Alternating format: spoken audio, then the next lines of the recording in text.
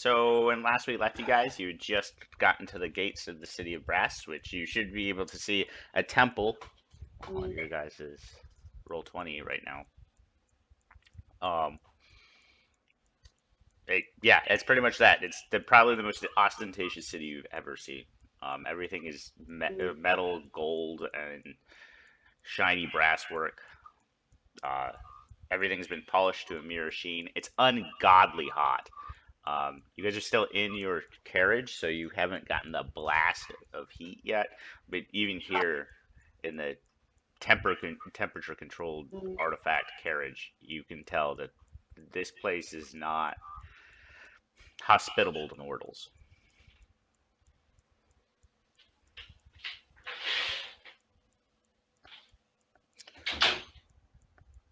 As you approach the city gates, the flanking the gates are two large creatures. Their bodies seem to be composed entirely of fire. Uh, Large patches of golden armor flank them. They carry large halberds. These creatures themselves are about 15 feet tall. Sitting kind of in between them is a much smaller creature. It looks kind of like a red lizard, only it's standing on two legs and is very quickly thumbing through a booklet. Thumbing through a booklet? Yeah, like it's about 4 feet tall, bright red. Kind of reminds you of either a lizard or an amphibian. It seems to be like checking off as people pass through the gates. Okay. Can we roll to identify it? Sure. What would you like on that? Arcana? Yeah. Yes. Would that be both Rendell and Miss, since we're on top of the carriage? It's whoever can see it. Okay. Can roll. I don't care. Oh no, that's a 4. Yeah, Rindle, you're actually pretty aware of these things. There's a lot of crossover between here and the Infernal Courts. These things are. I actually have to look up exactly what they're called. Give me a second. Oh yeah, I know what they're called. These things are called fire newts. Yay, fire newts!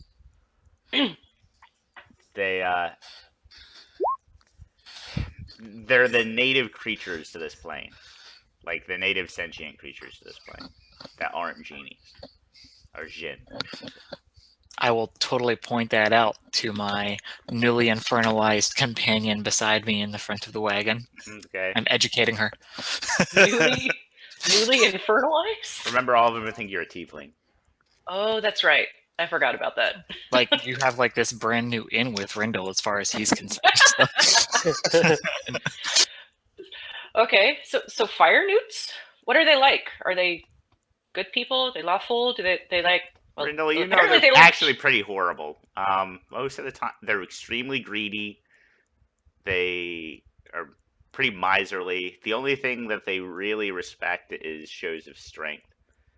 Do they like checklists? It looks like they like checklists. I will totally describe them as shrewd businessmen, not to be underestimated or countered lightly. Okay. I like it. So before we get too far to the inside the actual gates itself, do you want to make sure everyone's on the same page with what we should and shouldn't say, just like we had issues with the last place we visited, so we don't end up someplace we don't want to be? Howdy. Hello. Well, hopefully we would have had the conversation before starting out, yeah? Well, I would have hoped that, but I was saying we didn't, because last time we went through the portal, and I don't know how far we got. I just wanted to make sure before we step on any toes, literally or figuratively, that we're all on the same page, especially since we have new guests that are maybe not sure with the area around here, because I don't want to have to bail anybody out, and I don't think I can afford it. I mean, you were already kind of warned to just watch what you say around here. Especially, never use the term wish here with the amount of Jinn floating around. Yeah, be careful what you wish for. Don't make any deals. You know, basically don't piss anyone off or ask for anything. Nothing comes for free here. Everything has a price. Okay. You do know, so you're pretty sure you won't run into a marriage, but Genii, which are air elemental genies, are relatively trustworthy, if a little flighty. The Freedi are actually the ones that kind of rule around here. They are very literal with their wishes, and what you tell them. They will go out of their way to misinterpret things. They're kind of Fae-ish in that aspect, and they really don't like serving other people. The last are the Tao, which are the Earth elemental genie. They are just complete bastards and will sooner squash you underfoot than look at you. Okay. With this gate, does it look like we're going to be able to take the carriage through, or are we all going to have? Oh yeah, it's massive. Okay, cool. You get the sense that Where's the gate from? Sorry, I just logged in. you're at the gates of the city of Brass. Okay.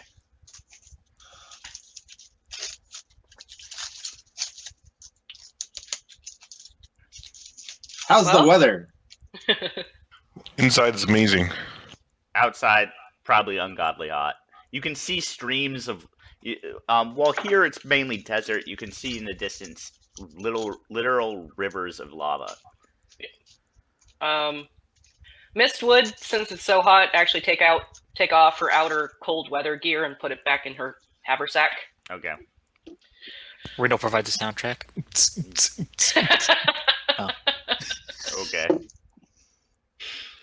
All right. So watch what we say. Don't make any wishes. Don't make any deals. Shall we go see what this fire newt needs for us to enter the city? He'll probably ask for your names. Good practice anywhere in the multiverse is never use your full name. Just another free bit of advice. And yeah, sure. We'll roll on up to that guy and kind of rein in a little bit and greet the guy and ask if there's any formalities in entering the city this afternoon. Okay. So as you guys approach, hello. What Hello. names? Are we still in the carriage? You guys are. The Mist and Rindle are currently driving the carriage. You can get out if you want. I'll go by the name Zeg today. Zeg? Yeah. All right. Riza. Riza. Right, so he's writing all this down. How many passengers in the carriage?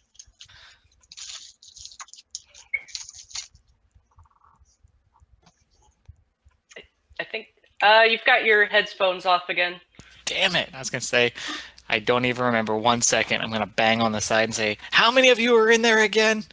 How many survived the trip? For those there's 5 in the carriage right now. There'd be 5 of us.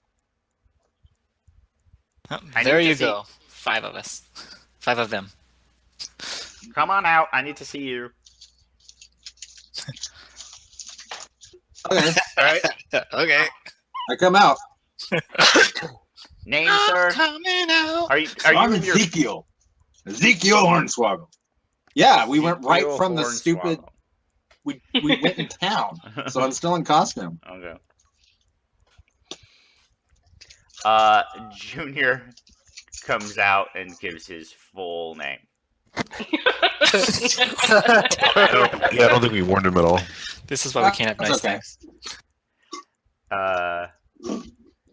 And it actually takes a while too. He has a very English name, like English nobility name. There's 6 different middle names there. And then De La Vega walks out and he just says, just call me Jorge. Oh, we took De La Vega with us? Yeah. Damn right I did. He brought some guards, I think, too, that were riding on the back, but I don't remember. No, he didn't. He didn't want to Oh, he risk didn't? any of his guards. Nice. So that leaves Full Moon and Miley. I'm just gonna. My name's Kiara. Nice. right, Kiara, and you. We don't get too many drow here. Well, most people don't get to meet us anywhere. We have the privilege of making our arrangements ahead of time. If you must call me something, sir, will do for now. I really need a name. Well, do you Oh, know that's you already just have spelled one? Siur, Seer. It's Oh, okay. that's That's your actually his actual name. name. Okay. Oh yeah. And so basically, I didn't step out the carriage. I kind of rolled down the window as much as I could, and kind of, Okay. you know, Well, not really it's leaned not so out. much a roll as much as like a slide thing. But Yeah.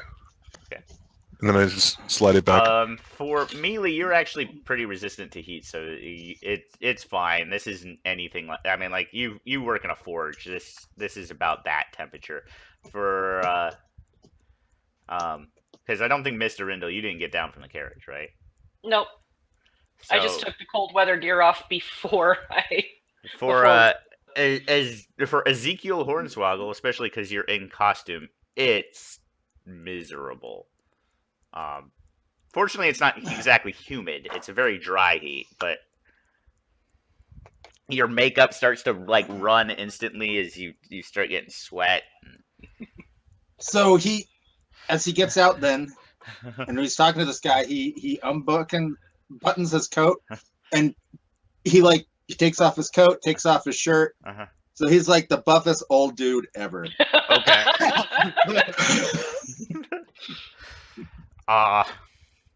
You actually you kind of notice Junior gives you a nice appraising glance at this. So we have our backup bride. Got it. Is it okay? You can you can you're free to pass. I would ask that you as soon as you get to wherever you're staying to please keep your carriage there. While it's fine, we accept all types here at the City of Brass. I really would prefer not to have an abyssal artifact just sitting around here. Oh, absolutely. Do you have any establishments that you would recommend for secure parking? It didn't come cheaply, and I completely understand, but as it didn't come cheaply, I'm also not looking to have it broadcasted or stolen. Well, there's the Molten Tankard. That's going to be your best bet. There's not really any crime here, well, I mean, there is, but we handle such infractions very seriously here. So That's what your reputation has. I'm just ever a careful sort, you know. But speaking very of well, which, thank you I for would your be recommendation. remiss if I didn't warn you. Any instance of thievery will be immediately you will be immediately sentenced to your hands being chopped off and 100 years of servitude to whoever you stole from. Sounds completely fair. No stealing. In town. Got it. Any instance of the horses are spectral. Any instances of unauthorized violence you will be immediately sentenced to extermination. How does one get authorization should, someone wish to have authorized The only violence? authorized places are is the Chamber of Honor, a gladiatorial pit. All instances must be handled there for the viewing pleasure of the citizens of the City of Brass. Fantastic. So like duels, throw the gauntlet challenge. How long's the processing to get in should any of us wish to leverage a duel?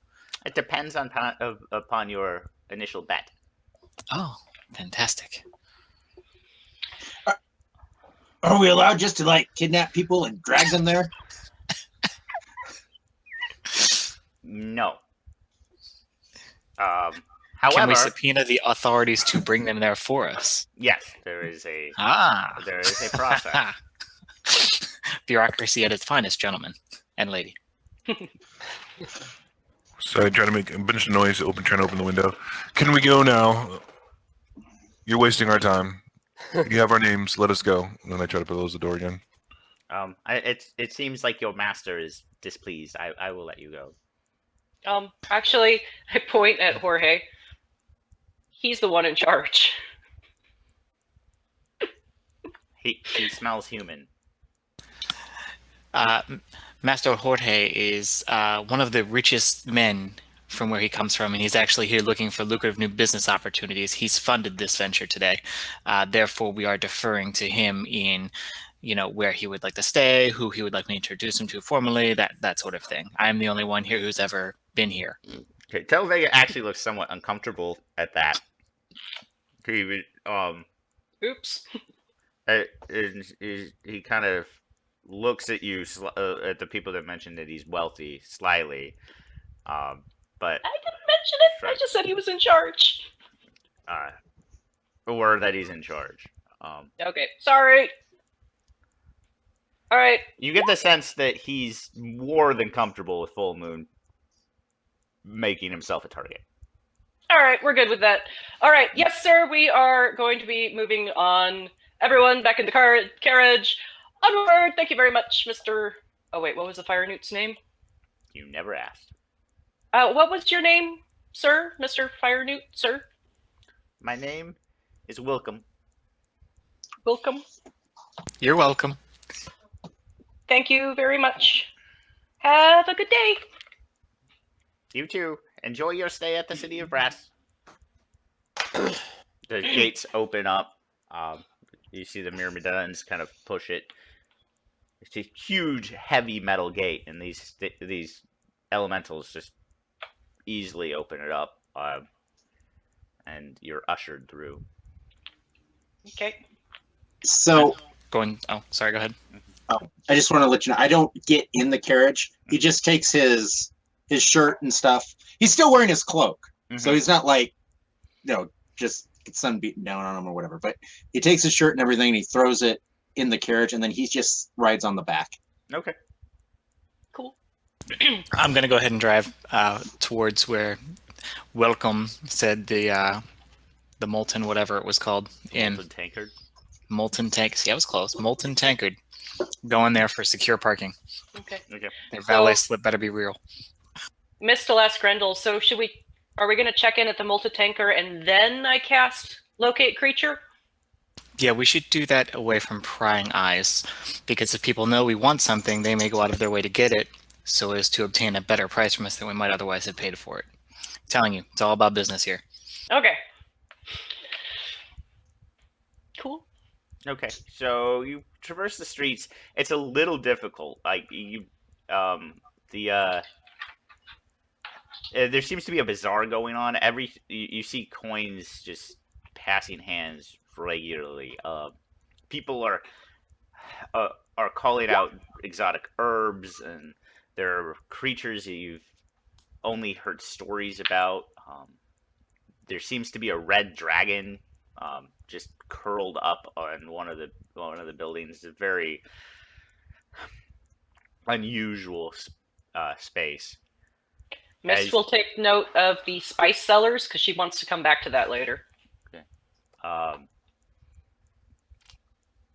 All of the items being sold are jewel encrusted, and like you see some weapons being passed along, but they don't seem very functional. Everything seems very ornamental.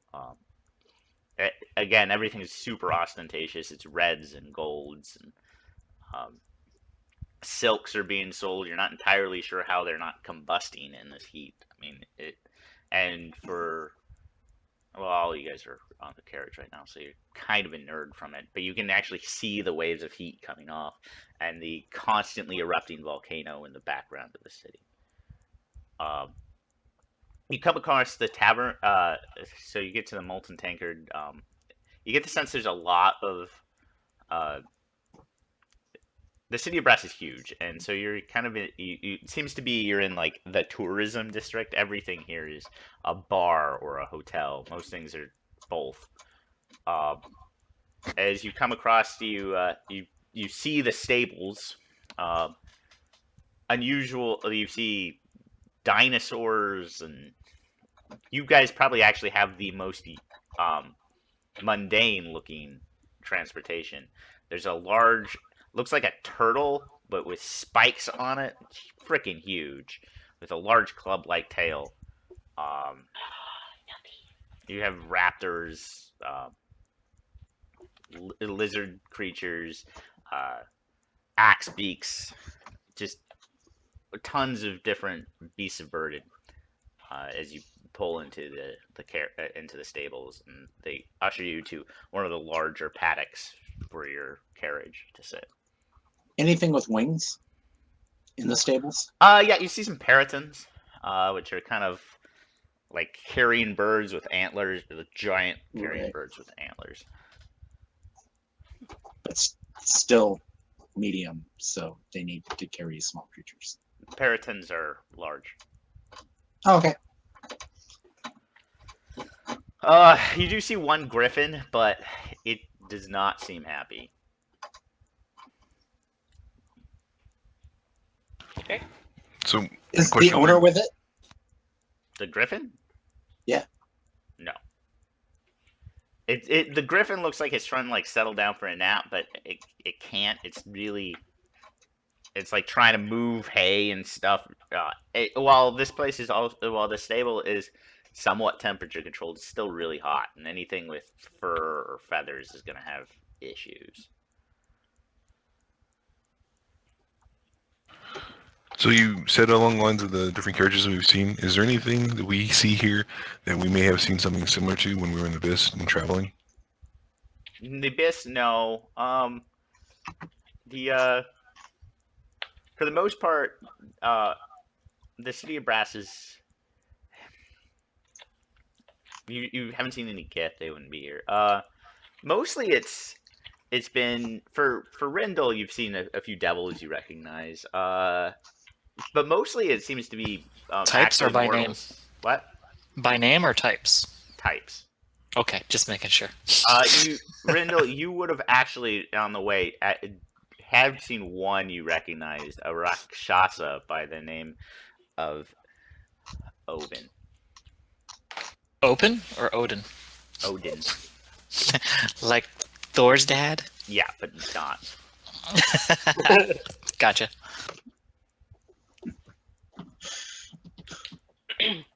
But Was he in tiger form? Like, was he obviously Rakshasa? he was obviously Rakshasa. There's no.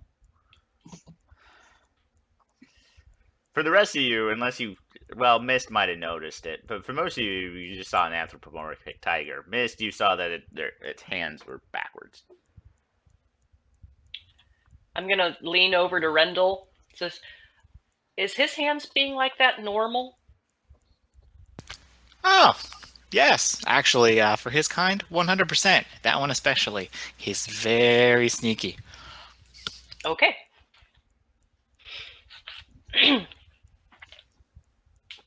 I might even nod and wave if he happens to see us as well. When he does see you, you know he sees you, but he pretends to not see you.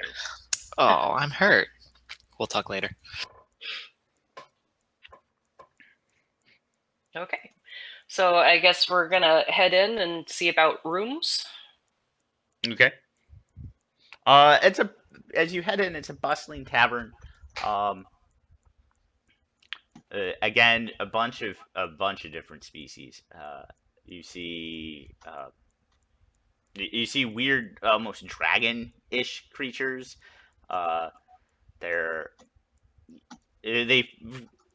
medium or they're large size, but they look like the chromatic dragons. Like there's a black one and a green one, and but they stand on two legs and they seem to be arguing with each other about something. Okay. You see actually quite a few mortals. Some tabaxi. There's quite a few humans. You don't see too many elves, although you do see some really pale-skinned ones with weird spiked chains wrapped around their bodies. Yeah, and actually, it's a lot cooler in here. The temperature drops probably 30 degrees, so it's not And everything like just shrivels.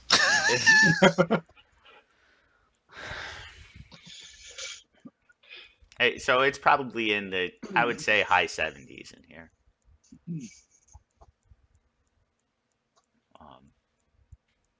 So not exactly comfortable, but still way better than outside. Okay. You do see A woman of around 17 and a young boy around the age of 12 seem to be are looking over a map and arguing. Are they human? Yep. Okay. Any of you, if you guys want to roll an insight check, we'll figure out. Sure, I'll roll an insight check. It's 4. That's not great. That's an 11 for me. Okay. Boom! Yeah. Well, unfortunately, Rendell, you've never seen them, so you. Damn it. Well, then, yeah, I'm going to try and find the proprietor because I'm that insightful. Okay, Marlo, the girl instantly puts her hand up, back by the young boy, and like, can we help you? And kind of tries to cover up the map too. Oh, I was just surprised to see another human in here. It's been a while. Even where I came from on the regular plane, not a whole lot of us. I was feeling a little lonely. I'm Ezekiel. You can call me Cat. It's nice to meet you, Cat. What brings you to this wonderful establishment? And what do you recommend to eat? It's my first time. The food here is almost all fried, so you can get. I would recommend the fried vegetables, honestly. Everything else, you never know where the meat came from here. Where do the vegetables come from? It's all desert. They come from the other planes. This is kind of a hub nexus. Do you not know much about the city of Brass? I'm willing to learn.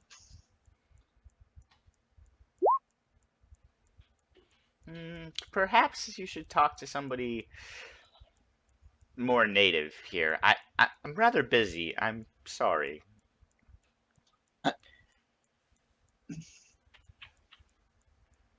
Well, I mean, are you going to be here for a while? I'll buy a drink later. I mean, I'm hoping to only be here for the next few days. I thank you for your interest, though. Goodbye. well, I mean, we'll probably. And then she gets Okay. back to looking at her map. Okay. So Mist would have continued walking with Rendell up to the proprietor. Okay. With an 11, I'm pretty sure she didn't recognize her. Full moon, can I? Well, you do not see any sign of lioness. Full moon. Okay. Did you want me to roll to see if I even recognize the kids? I'll say you. Yeah, go ahead and give me a roll. And Mist, actually, you do recognize Warren. You don't recognize Catherine, but you Okay. recognize Warren. Do you want me to use perception? Or you want me to use something else? Perception's fine. All right. So if I recognize Warren, Mm-hmm. I would actually tap on Junior's shoulder and say, "Could you Full come moon, with same me? thing. Could you come with me for a second?" Who And are you? Marla's going to walk back and tell Full Moon that she said her name was Cat. Yeah. Junior. I would have tapped on Junior's shoulder and asked him to walk with me. Oh yes, Junior has already, by the way, had a huge mug of some type of. Okay. So with Junior, I would approach the two and say, "Please excuse me. I'm sorry for interrupting. Hello, Warren. I know you don't recognize me, which is fine. May I introduce you to Junior?" As soon as you say Warren, Kat immediately puts Warren directly behind her and puts her hand on her scimitar that you see strapped to her belt. What do you want? I actually am hoping to find Warren's sister so Junior would have a chance to talk to her unofficially. And who is Junior? Junior is the fiance. She kind of gives Junior a once over. Like, I don't have time for this. We'll talk later. Very well. Is there something we could help you with? You seem very tense and, well, obviously, it's probably because I'm talking to you. I'm very sorry. When can we talk to you later? Once lioness gets here. Okay. Very well.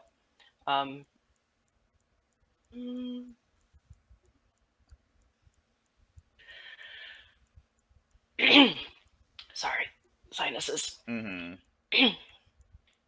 That brass air, and I walk in. Hello, children. I'm not sure if you remember me, but I remember you. We remember you. It's rare to see a drow. Possibly. Some people say it is.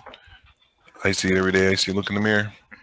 Anyway, you were talking of Linus. How much longer she might be? Hopefully, 2 days. We're gonna have to wait 2 days, or she's gonna be here in 2 days. Hopefully, we can retrieve her in 2 days. Retrieve her? Has she been kidnapped? In a manner of speaking. Well, that's not any good. Kind of need her for things happening back in Kolkarin's Rest. Don't worry, I will handle it.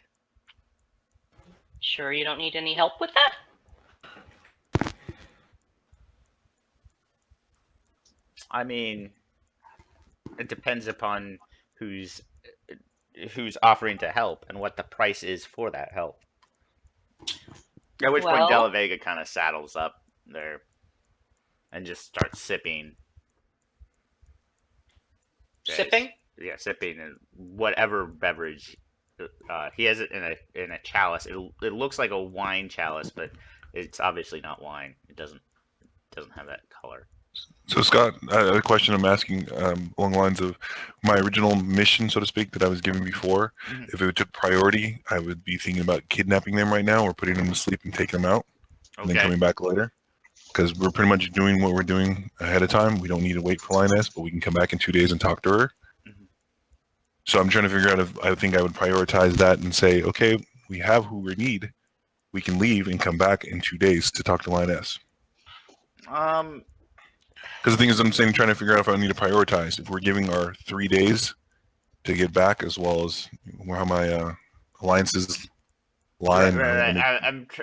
That's a decision you kind of have to make on your own. You do realize that this is probably not the time to stage such a thing. There's a lot of people around, and you also you're a little concerned, just from what you can tell, that Catherine is not. Well, Warren would probably be pretty easy to kidnap. Catherine looks pretty battle hardened at this point. In fact, you can see scratches on her face. For Rindle, you actually smell some abyssal taint on her a little bit. Even though I went to find the proprietor. Oh yeah, you're gone. So. Okay. So Mist would say, "Hi, I'm Mist. I'm willing to assist you with finding Lioness. My only request for my assistance would be that you would consider sitting down with Junior and actually seeing if you could work something out regarding your relationship and for the safety of the people in Kolkarin's Rest. That is all." She again looks at Junior. I mean, if I have to marry anybody, he'll do. But I have my own priorities right now. Well, you heard her. Sounds like we got permission, so we can head back. Marlo, somebody who sends you the same goblet. You drink it. It's water. It's weirdly colored water. I like it. He just kind of shrugs, looks over at Della Vega, and then he he just points to something on the shelf randomly and says, I'll have that instead. Okay. Well, I understand you have your own priorities. I think we all do. So, with that tentative agreement, how can I assist you with getting lioness? Or would you prefer to chat somewhere a little bit more private? Well, I mean, everybody is aware.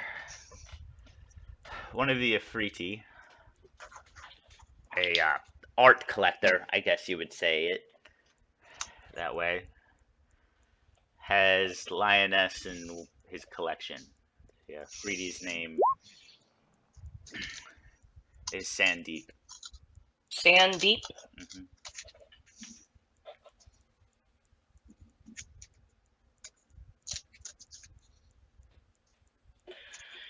And he has her in his collection? She made a bad wish. Okay. So how are we going to get her out of there? I mean, I don't suppose his art collection is on for sale with some sort of auction or anything. And so before you continue, like you said, if we could get rooms and go to more of a private pace, I believe people around us would like to listen to what we want to talk about more so than we'd want them to listen to.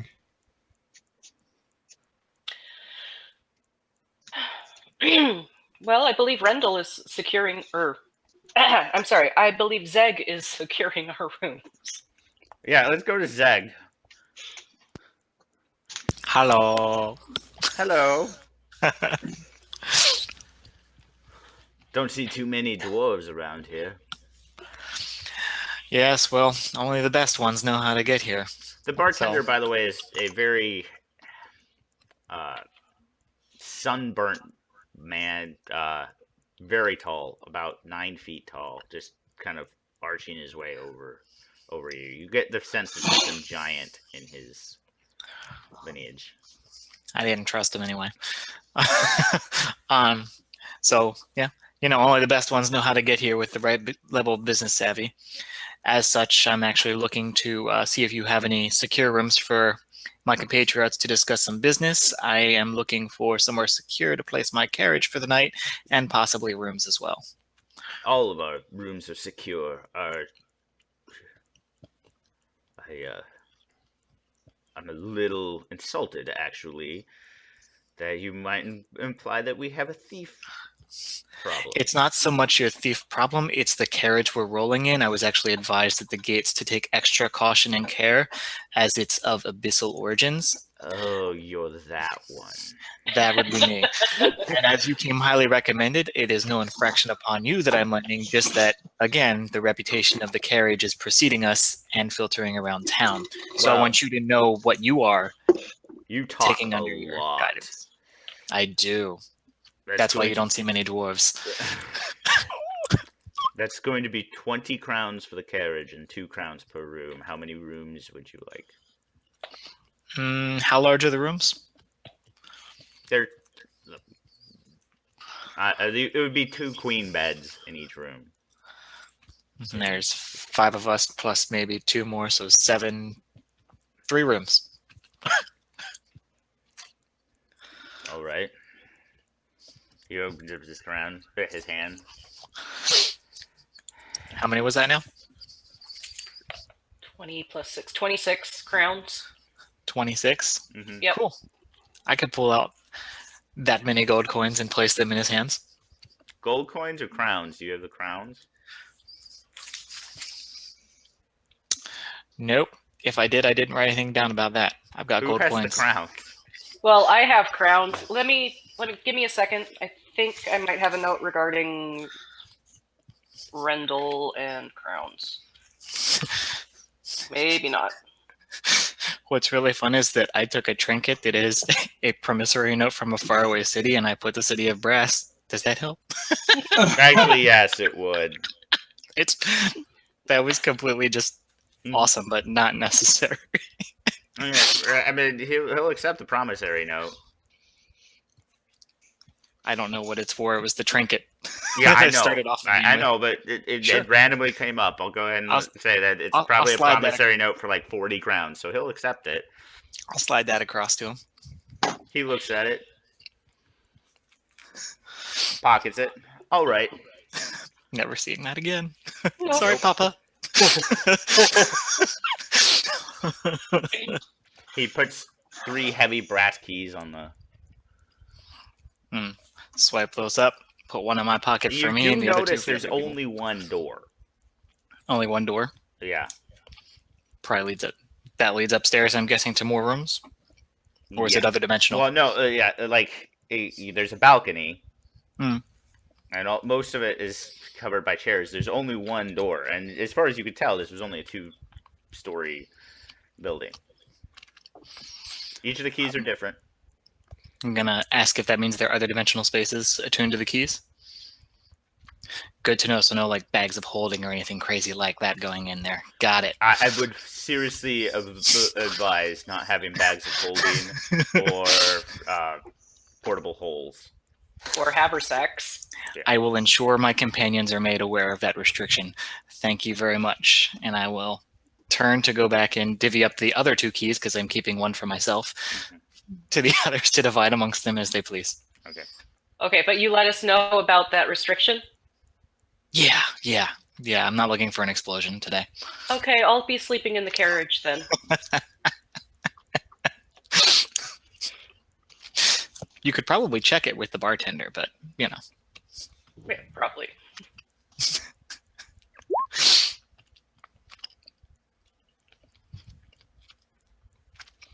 The music box does not count as an extra dimensional space. I mean, at the very least, the rooms will allow us a secure place to talk together as well, Mhm. which if you're sleeping in the carriage, you're going to miss out on any secure Yeah. conversations. I will have to go, if we're heading up to one of the rooms, Mhm.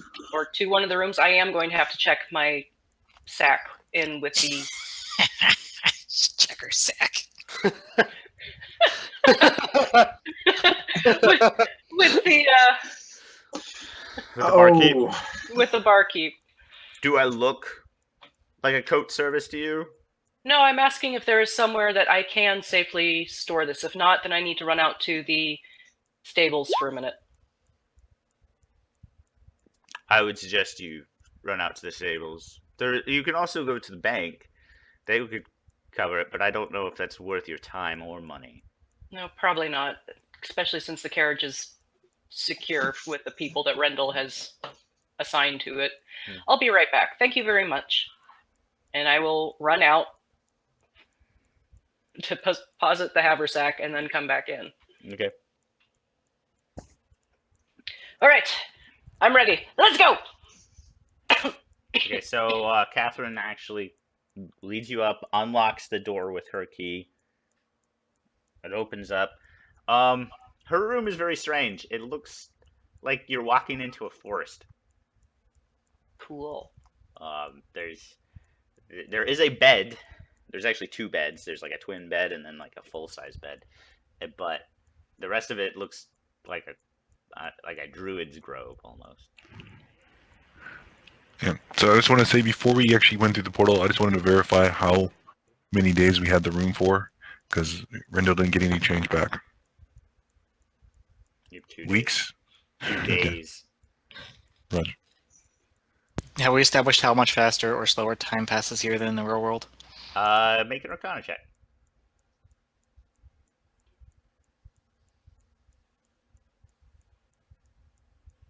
I would also like to roll for time if I could. Okay. Go ahead. Rendell, you know that all the near planes, it's 1 for 1. There is no weird time dilation in the near planes. So. Raja. Just know there's Probably time. sure everybody else knows that as well. Okay. So yeah, you enter. Looks like a. Mist goes, "Yay, trees!" and runs around for a little bit before sitting down. It kind of gives you an arched eyebrow and then sits down. Now we were discussing how to save Lioness. Yep. Prance over, sit down. Yes. How to save lioness. Who all went into the area? Because she closes the door behind her. So once she closes the door, ain't anybody coming in here. So Were we all going let up to him have a be. secure conversation? Was Yeah. that the plan? I just want to make sure. So everyone's there. Mm-hmm. I guess, yeah. If everyone's there, then Marlo. I didn't realize we were all like gathered around here. I thought that would freak her out, but We had discussed even on the cart ride in that we would not discuss anything until we were in a secure place. The anyway, one if we're trying person to you notice locate isn't ourselves. with you is Junior. Junior did not come. What an idiot! Okay. well, okay. In that case, Marlo's not going to leave someone. So if Della Vega's there and Junior's not, Marlo will stay with Junior. Okay.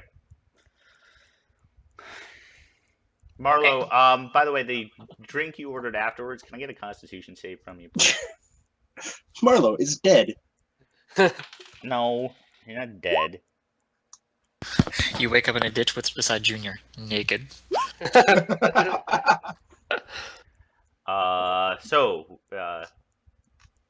But yeah, Oh, I hit the wrong thing. Sorry. Catherine just looks. So we were discussing how to save lioness. She's currently. I managed to get the plans for the vault. Unfortunately, it'll have to wait until 2 days from now. Right now, she's on display. After 2 days, where's she going? Back into the vault. Okay. Marlo, you're not drunk, but man, this whatever you ordered, it burns. It's in real world times, it's like Fireball whiskey. It's not pleasant. Oh, okay. So it's not like super strong. It's like spicy and It's just bad. yeah. Well, I like Fireball whiskey. Ugh.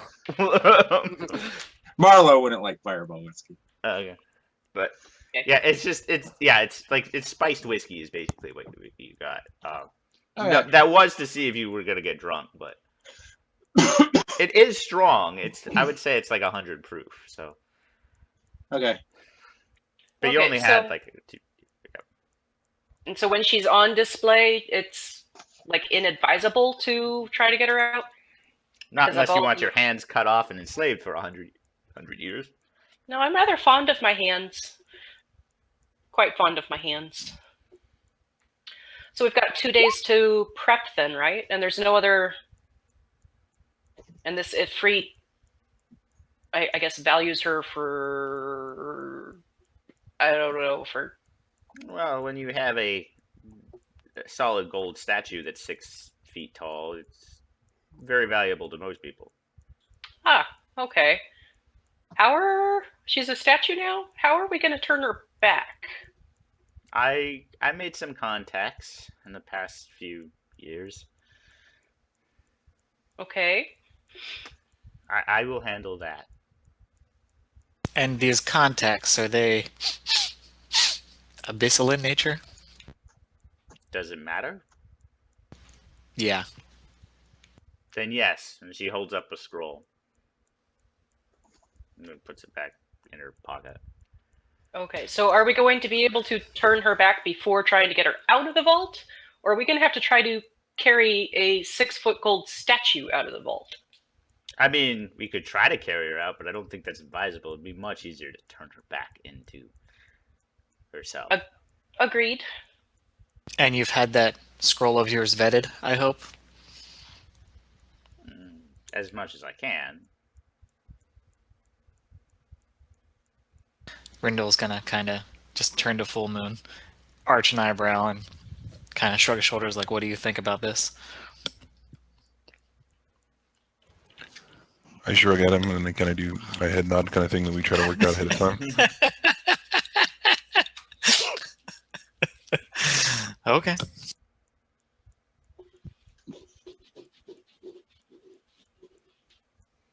At this point, Della Vega actually pipes up.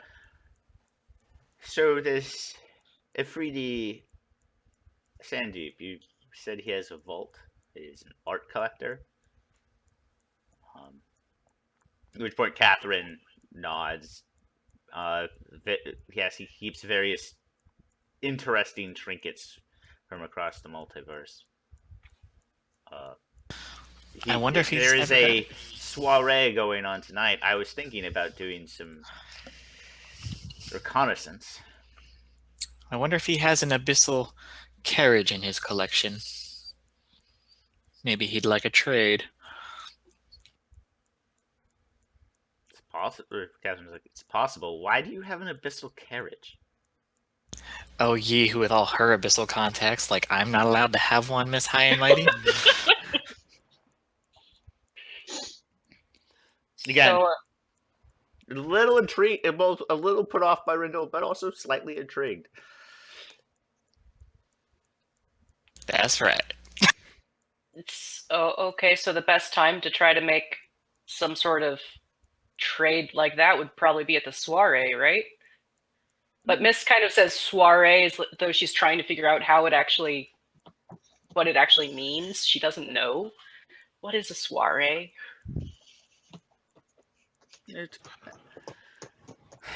If you want to go to a party full of devils and genies and rakshasas, some of the worst people in the plains, it would be a great time. At which point, Del Vega actually starts nodding like he's interested. But Okay. So this art show, do we know it's just for exhibition or is there actual sales? I believe there's sales going on. I don't know if you're going to be able to buy Lioness. It's one of his newest pieces to his collection. From what I've heard, he's kind of fickle. Like, because it's new, he's not going to get rid of it until the next new thing comes. Well, we can always ask him or try to entice him with something. I'd rather try to trade and maybe even sell someone or something we might need in order to get it.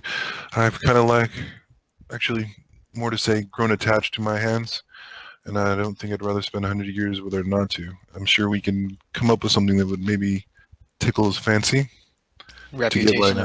Reputation of the carriage has already begun circulating. They knew about it before we even got here. But I would like to make sure, if we do make that deal, to get us to use it at least one more time so we can get out of here. Can only work once a day anyway. At this point, if we're looking for a same-day extraction, we're going to lose out. We have 2 days, apparently. Right, but you keeping an eye on Junior? You think that guy's going to last more than 2 days in this town? I don't. We don't need him to last 2 days. I'll be right back, guys.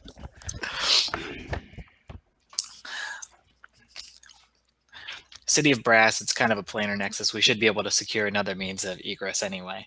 The carriage at this point is probably our best bargaining chip if you want to do this on an up and up. Well, I would like to try to do pros and cons with it, because we know we lose a hand and we serve 100 years. I can serve 100 years. It's not a problem. Just another week or so. But the hand, that's my tie-up. Kind of a drag, yeah. I may have a contact among the Rakshasas with which to kind of feel things out as well. He might even be able to get us an introduction. I really don't foresee any better bargaining chip, legally speaking, than the carriage, which, let's be honest, Grass is probably going to come looking for eventually anyway. Well, that's another thing, though, too. We can try to talk to him, try to figure out if there's not necessarily a favor we could do, but maybe a trade or something that he's looking for that we might be able to bargain with the carriage to get Lioness, even if it's just a temporary thing. We're going to cut back to Junior and Marlowe, who Junior at this point is completely sloshed and is like hanging on to Marlowe. My Junior. dad, you know Drawing my dad. little circles on Marlowe's chest. Kind of. Like playing with his little chest hair, like, you know my dad? He's an asshole. Asshole. He never lets me do anything by myself. We should go explore, Marlowe. This place is amazing. This place is amazing, but you know what? We have other things we should be doing. For one, you're about to get married, and I don't know if your bride is that impressed. So I'm gonna give you some help. Is there music playing? Yeah, it's not very good. The um, you kind of look over. Somebody's like thumbing on a lute. It's like open mic night here. Okay. I'm gonna go up to that person and I will hand them a crown and say, "Can you play something a little bit livelier?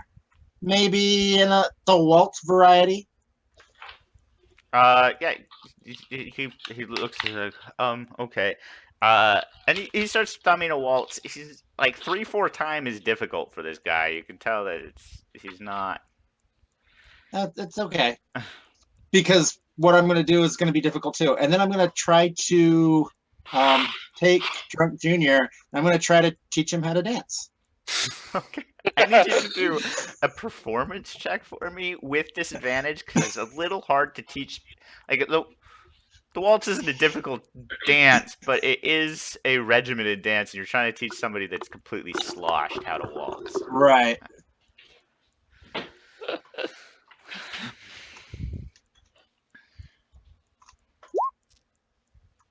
Oh. So Disadvantage sucks. you actually you're starting to two things become obvious. A, you're teaching Junior how to do this thing, and it starts out all right. You do kind of quickly realize that you're leading, so you're teaching him how to follow.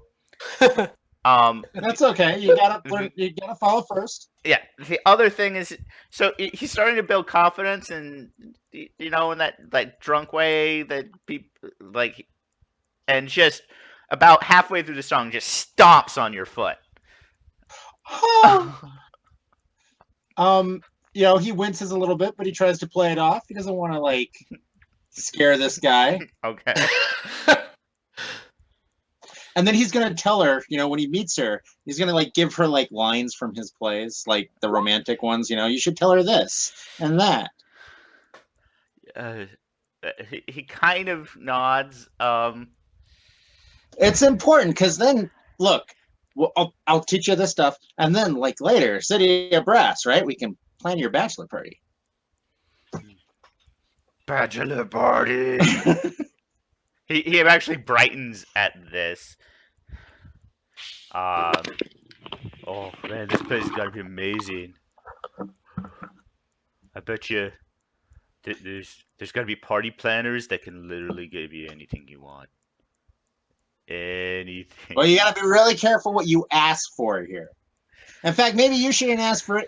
Why don't you just ask me, and then I'll try to work it out. Okay. Go through me, or maybe my friend Rendell, when he comes back, I have a feeling he knows how to handle this type of stuff pretty good. But don't go and ask them. Okay.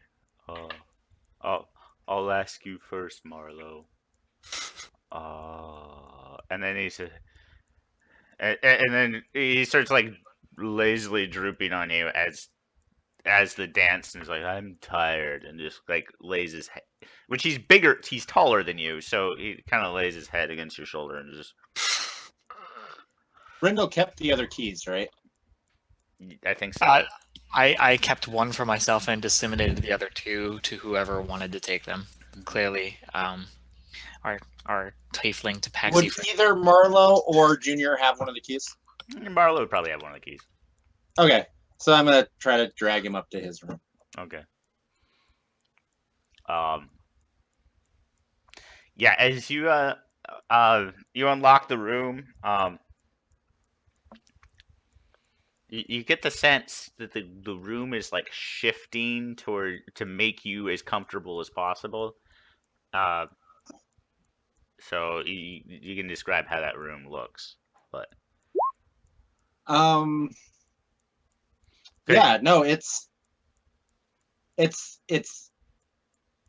actually pretty small. Mm-hmm. It's like a crappy room, Uh-huh. but there's loud music playing outside. Basically, if you've ever been at a hotel in New York or a really big city or something, it's like that. So it's shitty, Uh-huh. Okay. but it's active and there's music, but when he realizes what's going on, he closes the door, locks it, and hands the key to the drunk. Okay. Okay. So as Junior takes the key, the room shifts again. It goes from living in this shitty room to it looks kind of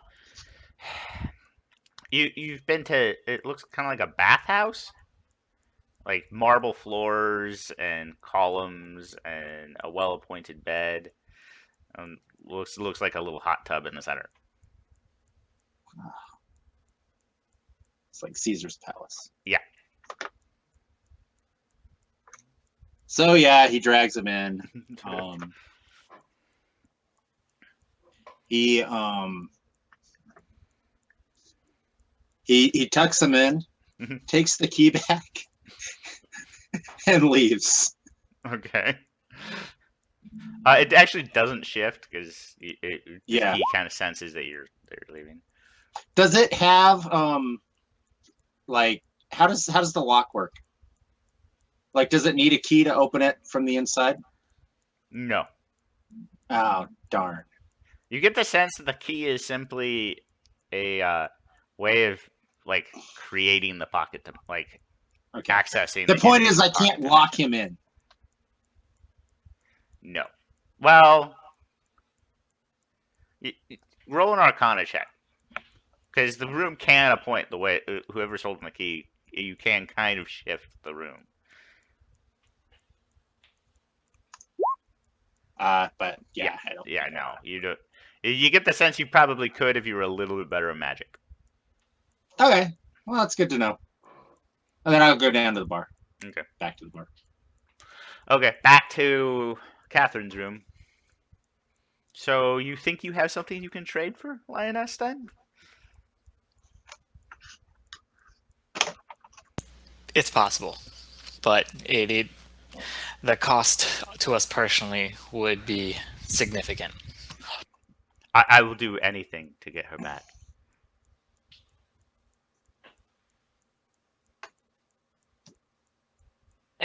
I'm not sure if Chester said anything after that. No, I just started laughing. That wasn't anything anyone needed to hear.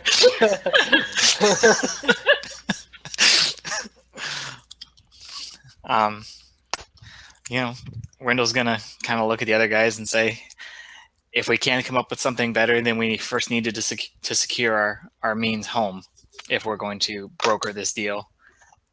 But it's probably the best time to divest ourselves from the merchandise, if you will, before somebody else comes along with a less beneficial deal to procure it from us. Innuendo. Okay. AKA, get rid of it while it's hot before grass comes back for it. Okay, so in that case, do we want to go, I don't know, try to talk to that Rakshasa you seem to know, or find other options? He might be able to secure us an introduction unless, would you say your name was Kat here, knows a means of getting us a formal introduction and or invitation to the party. You don't need an invitation to the party. It's an open event. And an introduction? That'll be a little bit more difficult. So I might have a means of securing an introduction, but I'll have to track down my contact and convince him to aid us in that. Okay. What about what we're going to wear? I mean, my armor is probably not suitable for something like that, and my plain clothes are... At this, Della Vega's like, oh, believe me, we're going to make sure that you represent my business interests very well. Okay.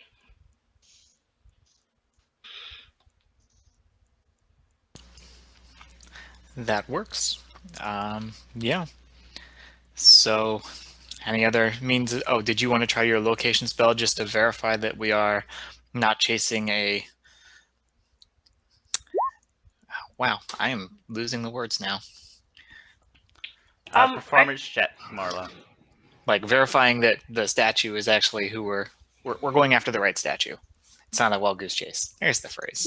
Well, are you sure you don't want me to use it to find the Rakshasa? I mean, the City of Brass is a pretty big place. I think that I might be able to handle that just fine. Okay, well, I need to be within 1,000 feet of the statues, so I can do it when we're at the soiree to verify. Well, that'll work then. I guess I'll go and look for my contact. Will you all be staying here? Is anybody bored and looking to come along? Not trying to be rude here. Well, I guess it depends. Miss Jorge had said that something. Do we need to go with Jorge, or can I wander off with? I need to find a tailor first. So you're free to go with your friend. Okay, I'll go with Zeg then. I'll go too. So with this, you guys leave. This is about the time. Marlo, Is you Full see your group coming back Full Moon from. coming too, or is Full Moon staying? Yeah, and he's been watching the door because he thought So- mostly he didn't want Junior to leave. Okay. Full Moon. Are you Well, going? I plan on staying with them. Okay. Because I was just going to say before I leave, your guys' safety is my top priority. Whatever sappy story I can think of along those lines for it. And just along those lines, and just trying to get it just to the story on figuring out what exactly happened since last we saw them. Because last we know from them was when they were in the house and something happens. And I'm just trying to figure out how much time has passed, just like how we went to the best, how much time has passed for her to get scars, blah, blah, blah, any other information that I can get out of her to get everyone up to speed, or just even if it's not necessarily the group, it's just my contacts. Okay. I have all the information. Now, if you can give me a persuasion check, I'll see how much they let you know. For the rest of you, if you go to, you see Della Vegas start talking to the barkeep immediately. Get this again. He's trying to find somebody to get you guys proper attire for this. And Marlo, you see everybody but Full Moon leave and start heading to the door. I guess, Rendell. Yeah, he'll be heading back towards the streets, and he'll be telepathically asking Arazu if he has any avenues on tracking down Odin here in town. Arazu actually immediately responds back. Yeah, he tends to frequent the bazaar. He likes to. His favorite deal is to get people hooked on Prime. So. Prime? You Like would Amazon actually know Prime? what this is. It's called Prime Dust. It's exclusive to your guys' world. It's basically magic infused cocaine. Fantastic. So he's a drug dealer. Okay, cool. So I'm gonna let What the was others that, know. Tucker? I said that sounds fun. So yeah, I'll let the others know as we're walking that Odin will probably be somewhere in or around the bazaar, likely trying to hawk Prime, as it's not indigenous to this plane, but everything has a price and everything can be bought here. Mhm. Mist will wave to Marlo as they're heading towards the door. So, is my performance working? Yeah. The tips are like raining into this guy's Okay. hat. When we get to the end of the current song, Mhm. I stop Mhm. and say, "Thank you. I appreciate the opportunity to play with you." If he makes any move to and then I'm like, "Looks like you're doing really well tonight." Good for you. I thank you for accompanying me. That's the best haul I've ever had. Would you like to continue? I really. Well, I've actually got to go. But, keep your hall. It's your hall. This is your stage. Just, now we're friends, right? Yeah.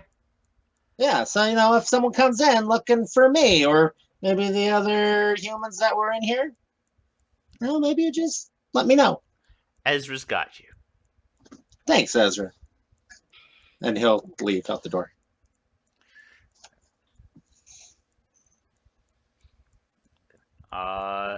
So Full Moon. What you actually learn is that, so at the attack was it looked like it was werewolves. It actually looked like it was another druid had attacked lioness. And had called forth a lot of different creatures to attack her. They had plane shifted to lioness's like own demiplane. When they did that, for whatever reason, lioness couldn't get back to the material plane for like 12 hours. Like she had been locked out. When she did get back, instead of returning to the air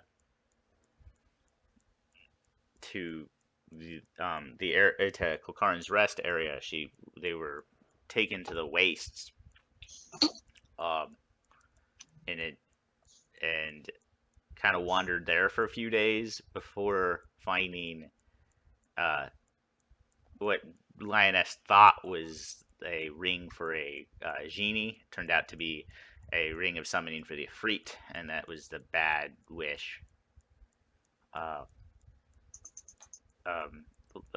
Catherine then had worn away back into the demiplane, and then she spent, to her mind, the last 3 years trying to find a way to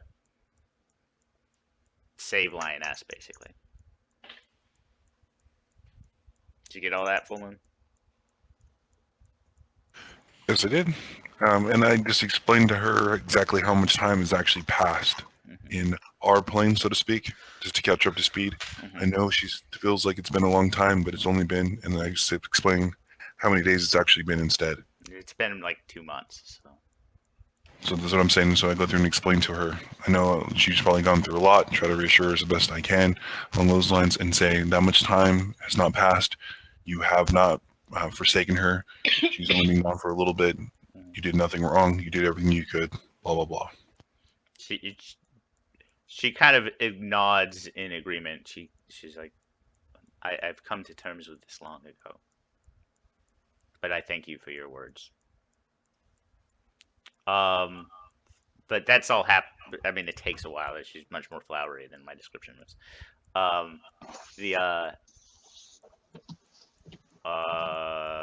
Marlowe's thing is done.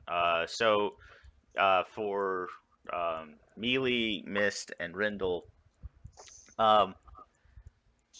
Arazu actually pretty much guides you guys right to where Odin is hawking his dust. You actually see like there's little piles of this crystalline substance, each one a different color, with like a price on each one. It seems like this stuff isn't illegal here. He's selling it like any other ware. Awesome. Rindle is not going to go straight on, but kind of like walk up from beside him and just kind of like lean back beside him companionably and be like, Odin, do you have a minute? Oh, what do you want, Rindle? This is in your to head, by the way. He's continually Awesome. like, even better. I like telepathic conversations. So yeah, Rindle's gonna just kind of like telepathically replying back as well. Then that we're looking for a possible introduction with the Ifrit, whose name I don't know if I even know. Tandy? Sandeep. Okay, so yeah, I'm looking to see if he might be able to arrange an introduction at the soiree, as we'd like to make him an offer for a piece in his collection for the abyssal carriage that everyone is talking about in town, which we rolled up in.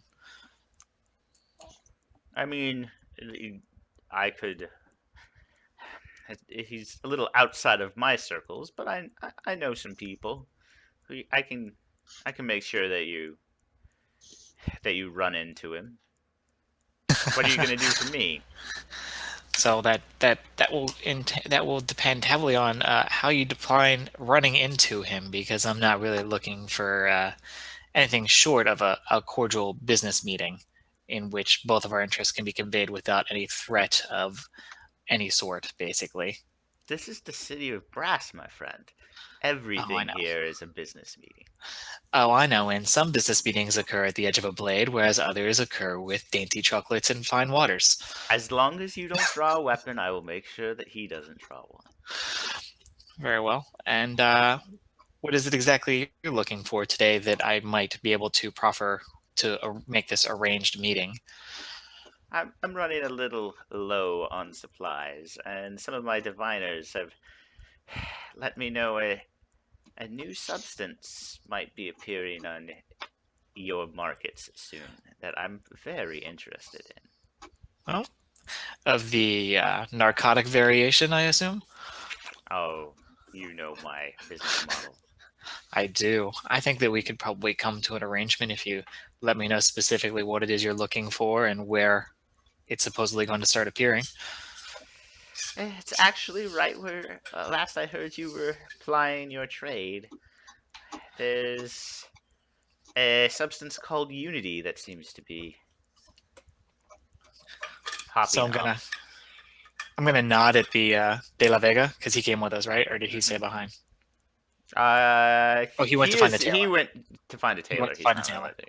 All right, so I'm going to actually mention that I have with me one of the more successful merchant princes, or did he have a title? Merchant Prince, De La Vega, Merchant's whatever. Prince. Okay, so I'm going to say that I may actually have a merchant prince with me who would probably be amenable to not just finding like a one-time deal, but forging a long-term supply that I personally wouldn't be able to provide, whereas my contact might be able to provide much as his contact is going to provide me. A meeting for a meeting. I like the parody, my friend. I'm here for you. That sounds fine. If you attend the exhibition tonight, you look for a chitin, a chain devil.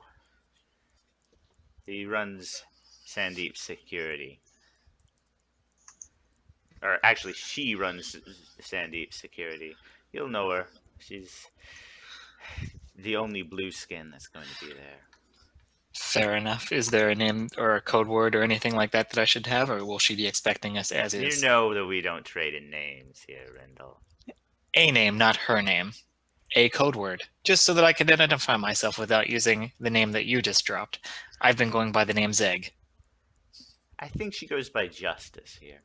Justice? That'll work. Then I suppose we have an accord. And That we do. Would you like a sample? This time he actually says this, like it's not in your head. whereas I might not, I do have a friend here who might be interested, and I'm just going to point at Marlo. Marlo, you're not with the major, are you? Oh, I thought Yeah, Marlo. Yeah, he might be just catching up right now. Oh, okay, yeah. Like he was behind. 'Cause he had a- I'm going to point out this is my friend here. I forget what name he used earlier, but something Hornswallow, was that it? Ezekiel. Ezekiel. This is my friend Ezekiel Swornhollow. but that's He a disguise. But Ezekiel works. Yeah, he's always looking for new and entertaining experiences. He might be interested. Okay. Oh, so are these drugs? Yeah, the best kind. Drugs are such a pedestrian version. I offer experiences. Experience. I do like to have experiences. I don't know. Some of this stuff is pretty strong, you know?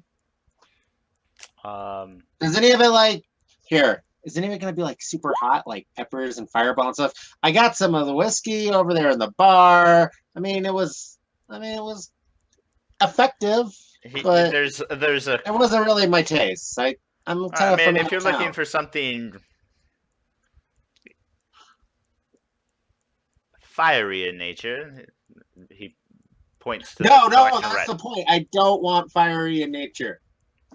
Oh, if you would like something a little bit more soothing, more calm. Yeah, like wintergreen. Well, and he points to the collection of purple. Like this one tends to soothe the soul a little bit. So how much do you charge for 2 lines? Go big or go home. 2 full lines is going to cost you 80 crowns. However, perhaps you would like a sample first? The sample was free, Marlowe. Otherwise, I wouldn't have recommended it. I don't know. I don't know if I like the whole idea of like taking something and not knowing the price. Right? Isn't that what we talked about? That's fair.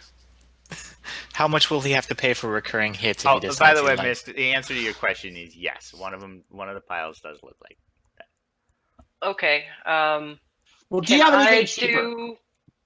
Can I do an Arcana check or something like that? Okay. Sure. So what's going on, Marlo? What's the cheapest you got? I'm a little short on the crowns. He indicates the black pile. There's that one. And that's the face he makes? Yeah. What is that like? Did the batch come out wrong? It's not so much the batch. When making this product, sometimes the magics swirl together and create that. The result can be a little unpredictable. Oh, that sounds fun. How much? 5 crowns for a line. Okay, I need 2 lines. And you'll give him After the free sample? Remember, you get a free sample here. No, he just wants to buy the 2 lines. Okay, so you have 2 lines of black dust, Because black prime. So. Mist isn't with us, right? Oh, I am. Oh, okay. Then after he buys them, he looks over at Mist and says, "This will be better than those flowers." And he winks at you. Okay. Mist is looking around to see if we're near the spice market or if I could find a vendor You're that would be on the spice interested. market. Like that's Yeah. where you are. You're at the spice market. This is Okay. just the magical variety of addictive spice. Yeah. So I'm also looking around to see if there is a merchant that seems like they would be interested in something like the Oni horn or the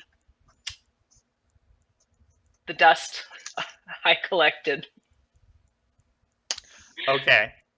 So the most similar thing to the vampire dust is this cellar. Is Odin. It looks really similar. Okay. There's a pile of gray that looks exactly like that vampire ash. Okay. Are you? I point at the grayish powder. Are you low on any of the materials you need to make that?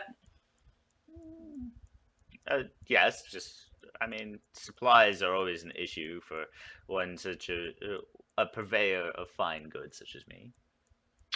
I have something that I don't personally think I could find a proper vendor for other than you, who would be on the up and up. And I'll pull out the bag. Well, this isn't normal. This is not actually that, and he indicates the gray. But Mhm. but I Oh, good. I thought it was going to be smoking dead people.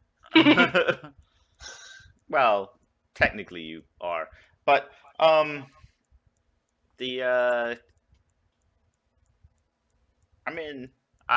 know some people that this would be very useful. Are you sure? I'm not sure. I was looking for.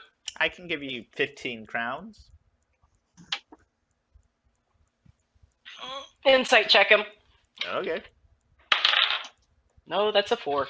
You have no idea. All right. I mean, he seems honest for a Rakshasa. Right, for a Rakshasa. That seems kind of low for the trouble I went through to get it, so I'll hold on to it for now. All right. Be my guest. I also have this Oni horn. Oh, I don't.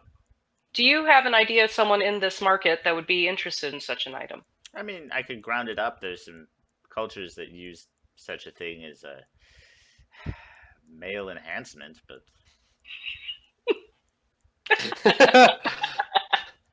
I'm not. Marlo wants Maybe extra. we should save it for Junior.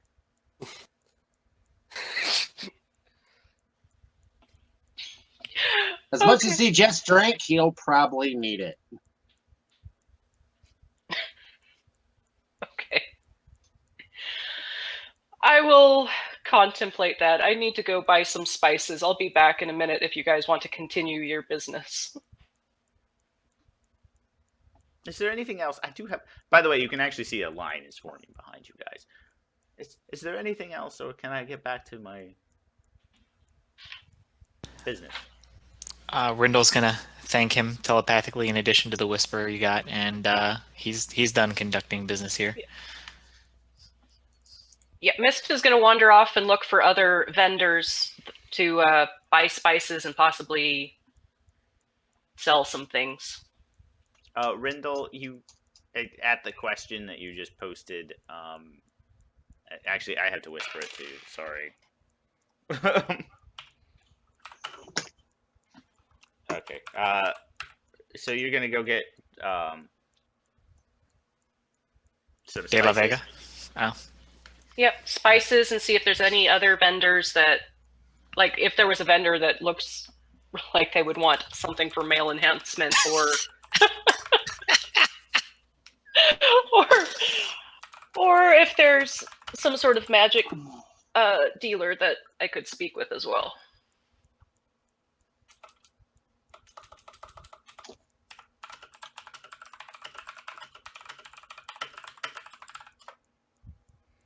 You got your reply, Rindle.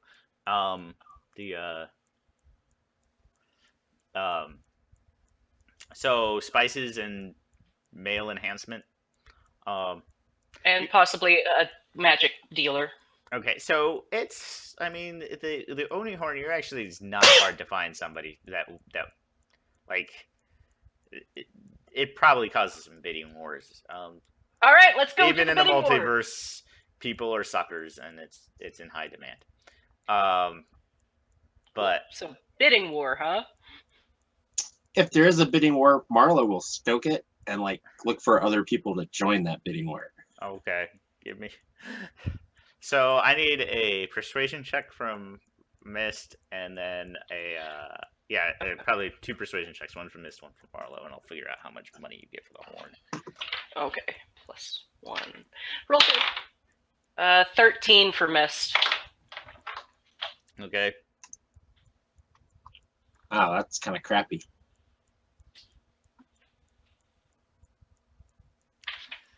Okay.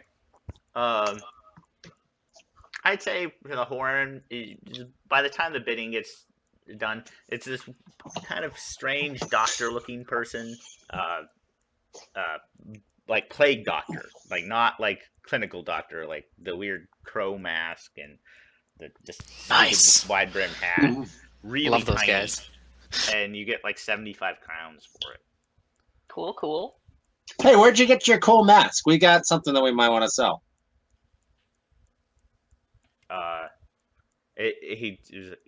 He actually indicates like a ring. He identified it as one of the. It looks like a ring of plane shift, but you get the sense he's from the material plane, but not your world.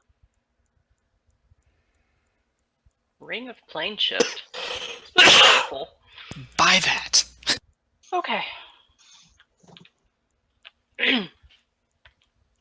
How about for the vampire dust? If there looks like someone other than the Rakshasa that would have an interest in it. Make an investigation check.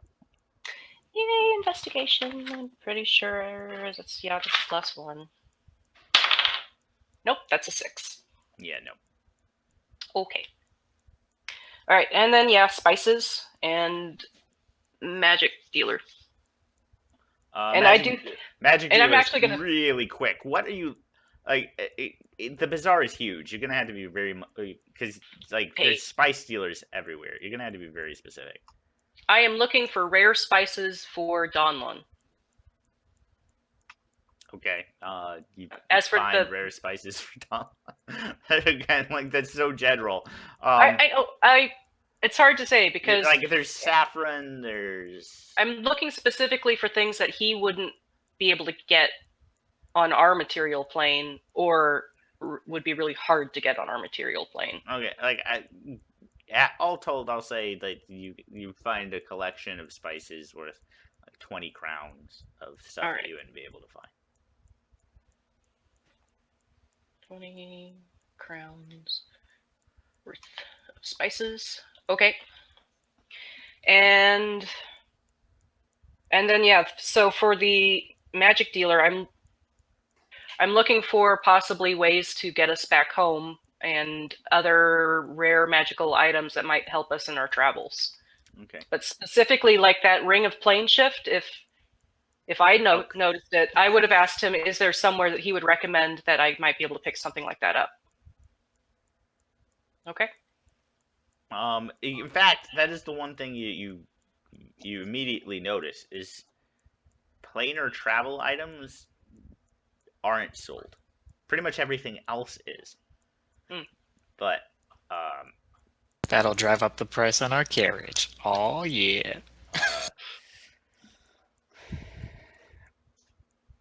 Okay. but you see weapons for sale. Okay, I would alchemy be. jugs. Pretty much, like I will tell you guys, if you want to go to the DMG and find a specific magic item, I will. You could probably find it here. It just might cost you some money. Right. I would be interested in some type of magical scimitar. Okay, that's simple enough. You have an entire booth just full of scimitars. Takes you about an hour to find, but there's +1 to like +3 scimitars of various magical enchantments. Some of them are super sharp. Some of them some of them have nasty serrations on them that look like they would just rip open wounds. There's a little tag on it that says 100,000 crowns.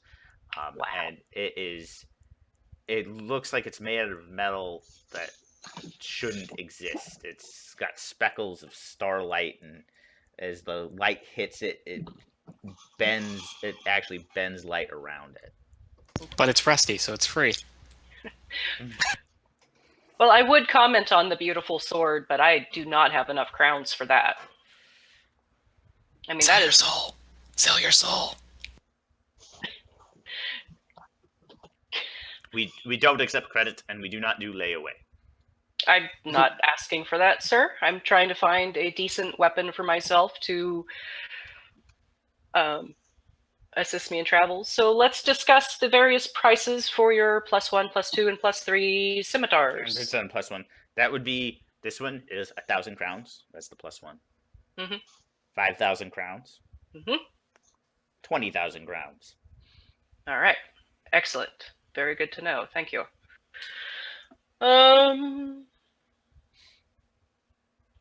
Okay, Miss Legault. Yeah, that was fun. I love your wares. I hope I will be able to come back. I have to do some more business before I can make any purchase like that. Thank you very much. What could I call you, by the way? Call me Ash. Esh? Ash. All right. Sword dealer. And what sort of person is he? You actually don't know. Red skin. He reminds you slightly of a tiefling, but he doesn't have the tail, nor does he have the horns. Okay. All right. I'll wander my way back to the other people. And I will let Rendell know. I can't seem to find any planar magic items at all here.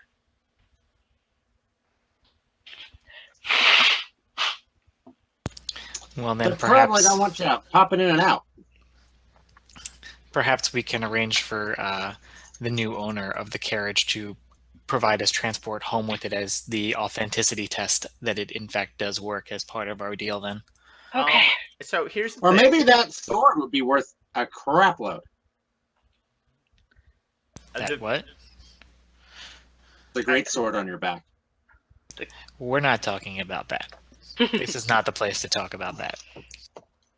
You do get the sense, as you guys were walking around, it's not so much that the planar items don't exist, it's that they're not really in demand, because pretty much anyone who's here already has one. Okay. So not in demand. Which is cool. Which means if we can find someone with a spare, it might actually not be all that much. Or just someone willing to open a portal and take it. Yeah, Easy breezy, like a service provider. it's possible. We can Or pay a for 15th level druid that's currently encased in gold. Yeah. Yeah. I just don't think most of the party knows how high a level she is or whether or not. I mean, obviously she has that planar magic, but until we are successful, we can't bet on lioness getting us out.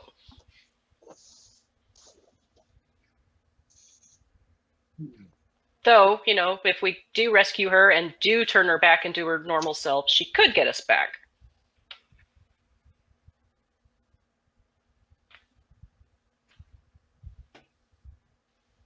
Blink, blink.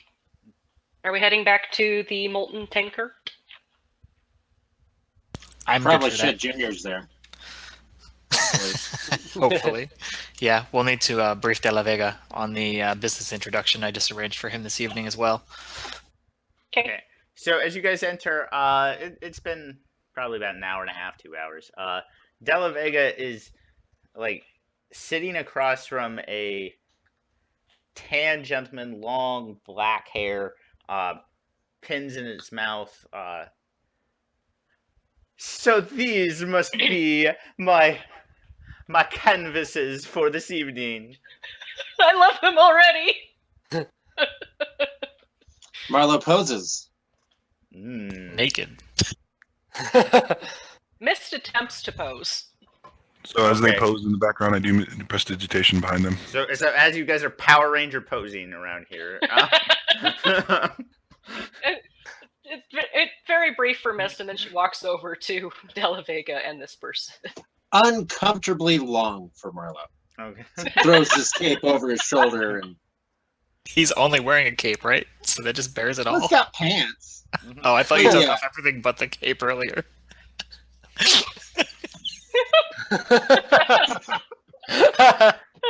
Just And free those balling. before he drinks. Oh, he's got pants on. He's just not wearing a shirt. This is Rin. He is apparently the finest tailor in this current plane. This or any other plane, dear. All right. Sounds fantastic. Now, how can we make you splendorous tonight? So is this in the center tavern area, or okay? So all the other patrons are watching. Okay. Oh, all the other patrons seem to know who Ren is, and there's kind of they're actually intently watching. It's very weird. Like they seem excited about something. Okay. All right. Make us splendorous. He kind of cracks his knuckles. So who's first? Mist raises her hand. I'll go first. She actually. Okay. While they're doing that, I'm going to brief De La Vega because everyone will be paying attention to that. It's probably a good time to talk to him. Okay, so it's spin for me, darling. Okay. Mist starts. So from the outside perspective, from Mist, from your perspective, you just see this swirl of colors. From the outside perspective, it's kind of like a magical girl transformation. As ribbons just start flowing around her.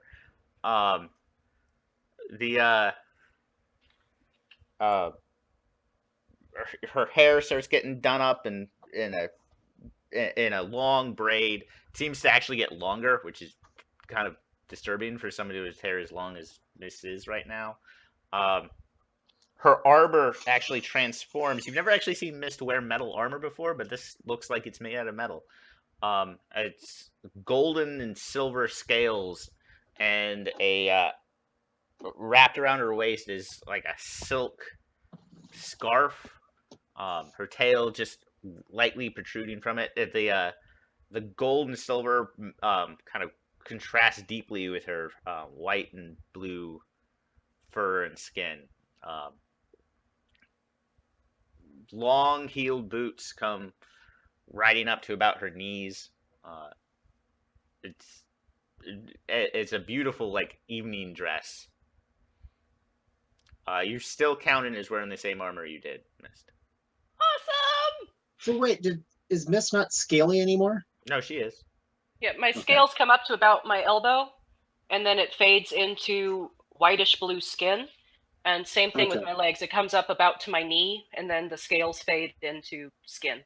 So like the scales are actually like the scales of her dress are actually around the same size as the scales of her on her skin.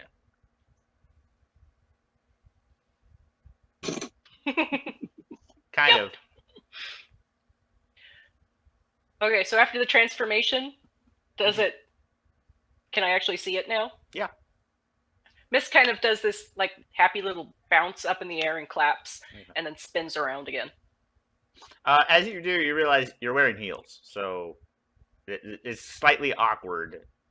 But like, I'm not gonna have a dex check. It adjusts quickly. It seems like you're not as unbalanced as you normally would be.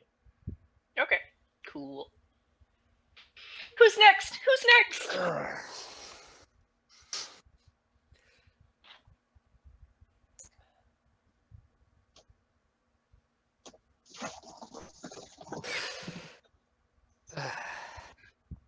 Marlo's not there, so.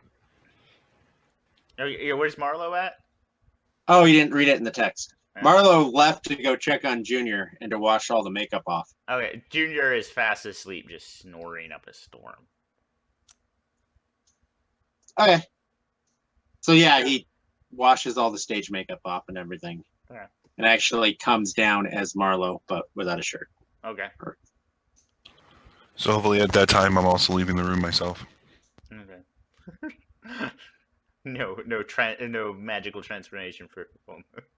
Oh no! I was saying I was leaving the room as best I could, trying to think along those lines, and then running into him, and then running into the group. Okay.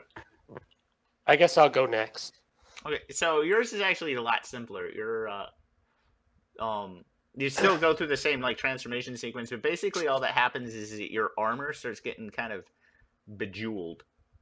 Great.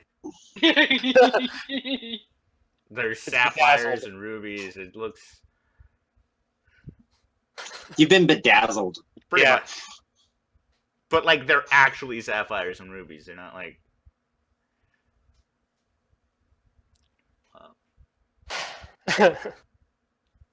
All right.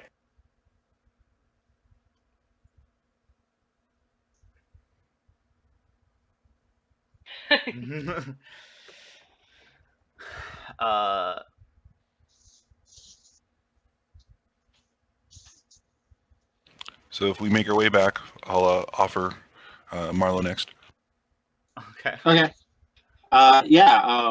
What do you envision Marlo like? It's gonna be a suit. So what do you envision Marlo looking fabulous? Like, what is Marlo's colors? Oh, I mean, his colors are black and purple, so I mean, he probably doesn't actually look that much different than he normally looks. So yeah, I would say maybe a little sparklier. Yeah, I would say like we're talking tight riding breeches, a tailcoat, probably a purple cravat. You kind of actually look like a magician right now, honestly. Like the coat isn't sparkly, but the lining is, so it's a little. Does As he have soon a as he top hat? realizes that, he starts juggling his knives.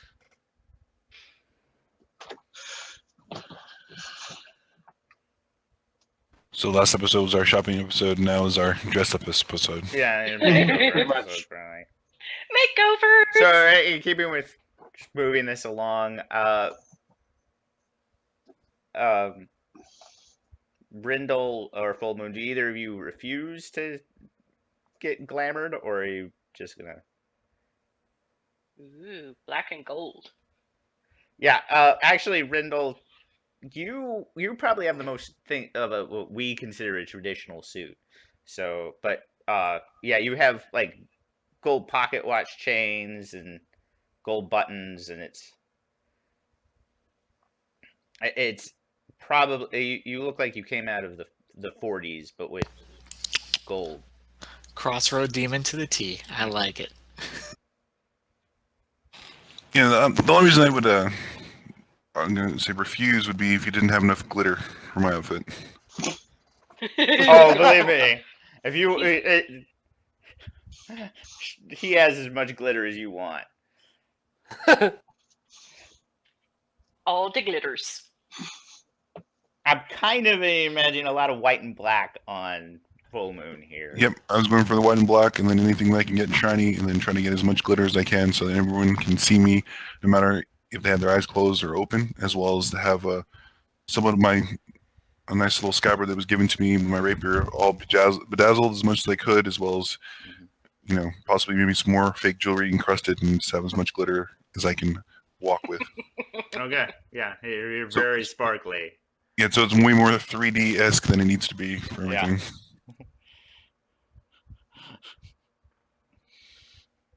Okay. So at this, now that you guys have kind of done up, Delavega, like, they look respectable now. Oh, and he looks at the tailor, and then like he actually gets glamored to dress down. He now it looks like he's trying to make himself look like your guys' bodyguard. Cool. I love it. Did he react at all to me briefing him on the fact that I've arranged a business meeting for him as well this evening? He acknowledges you and kind of gives you a whole thank you.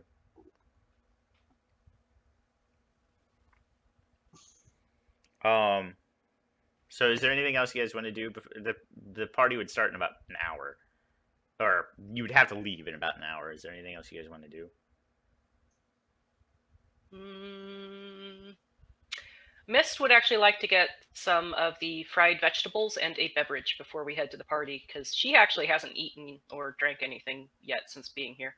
Okay, so first time you've been asked for anything other than a crown, they ask you for 5 silver, basically, or they ask you for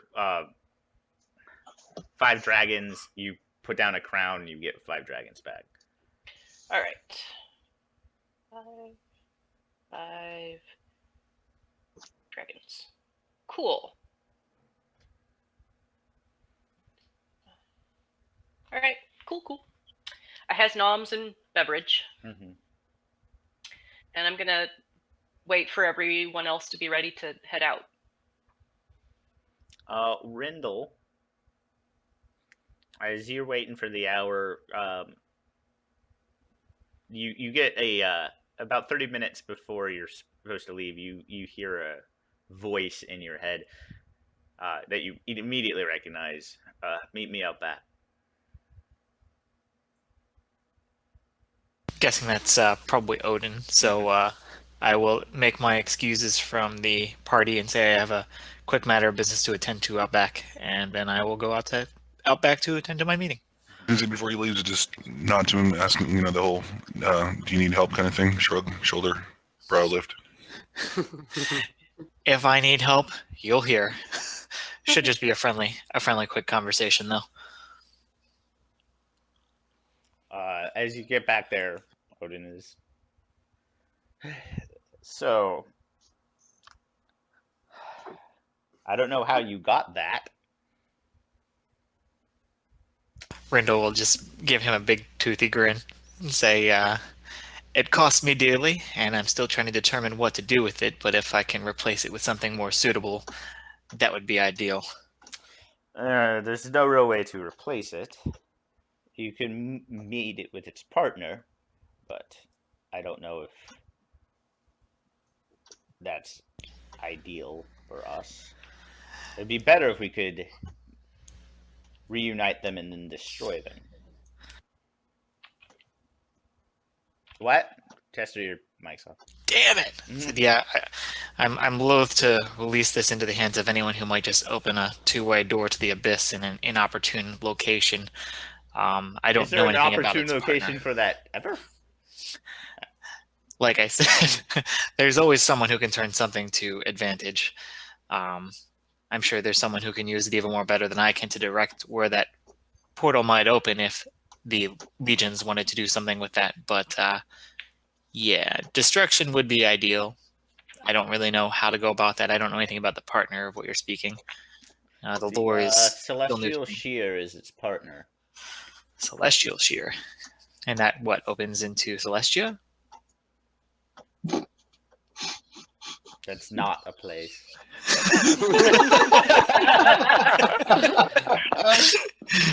Don't mock my ignorance. Yes, it opens up into Elysium. Elysium. Well, there's Mount Celestia somewhere. So there's one of these that opens into the abyss, and there's one that opens into Elysium, and there's none that open into the infernal courts. No. That seems a little odd balance. The astral scissor, which is what they form, is a item of chaos. It is one of the ways to disconnect a mortal, forcefully disconnect a mortal from their soul. And the only way to destroy it is if we assemble this much more potent and far more dangerous item. Unfortunately, yes. Son of a bitch. All right. Do you have any leads on this other piece? Oddly, yes. What do you got? You're about to run into the owner of the other one. Great. Is that our host this evening? That would be your host this evening. So he's probably going to see this and want to make a much more potent counter offer than the carriage. That's inconvenient for me. I'm guessing he's not the sort that we can trust with this blade. No. His proclivities do not align with ours very often. Well then. We've been trying to make a deal for Lioness since he acquired her. And so far, even when Fang's vast treasure hoard has proven unpersuasive. And I'm guessing our mutual benefactors would not see this as an equal price to pay for her either. No. Is there anyone here in the Brass City that would be an ideal candidate to better hold this than myself? I could take it off of your hands for you. I meant, that might be more willing to recompense me in an equitable fashion. City of Brass now. Most of the agents around here, including myself and you, as far as I was aware, are more mercenary in our habits. I was well aware of your particular stripe on that. I tend to favor the courts when dealing with my mercenary type ways, though. It's just a little bit more trustworthy than demons tend to be. I like when infernal deals are actually honored. Yes, it's much more convenient dealing with the people you can trust. Well, then I guess for now it sits with me, and maybe I should keep a more lower key than I intended to at this evening's soiree. Lame. Very well, Odin. keep your ears peeled for if there is someone outside of the city of Brass that might be interesting to make a fair and equitable deal of the correct alignment. And I'm sure we can put in a percentage for you in any such transactions. If you are looking for somebody to give it to next time you are in the courts, I know Zariel has made some inquiries. Interesting. And it's very possible we'll be there in the near future. I foresee. Very well. I'll keep that name in mind. Hunt well, Rindle. Deal well. Full Moon, what's up? Yeah, so I was going to say, like I said, so before I forget, the characters wouldn't know, but just for the listeners and everyone else that's getting a chance to go through. While I'm there and I'm actually talking to both Catherine and Warren, I'm going to pull out from my bag the toy I had for each one of them. Okay. And make sure that they have that, like saying, you are still loved, don't forget, you have a life, it's still there. You actually see Catherine about to break. Warren actually is delighted, but you actually see a tear come to Catherine's eyes for the first time. Even when she was talking about her time in the Abyss, it was very, matter of fact. But she's close to actually breaking. But I think that's where we're stopped for today. We will not be playing next week, as me and Becca will be on a very, very long flight. Who authorized that? That's poop. Pre-recorded. Cool. And we will start from the party, and hopefully either you guys will get to do the deal, or you'll get to go on a heist. So, Cool. Did De La Vega and Odin just get their meat as well, or is that to be done later? That I don't like RPing with myself, so that'll probably be done Off scene? Yeah, off scene. Cool. Have a good one, guys. Thank you guys for coming out again. Yep. Yeah. See See you you guys in later. 2 weeks. Guys. Yep, have a good one. Bye.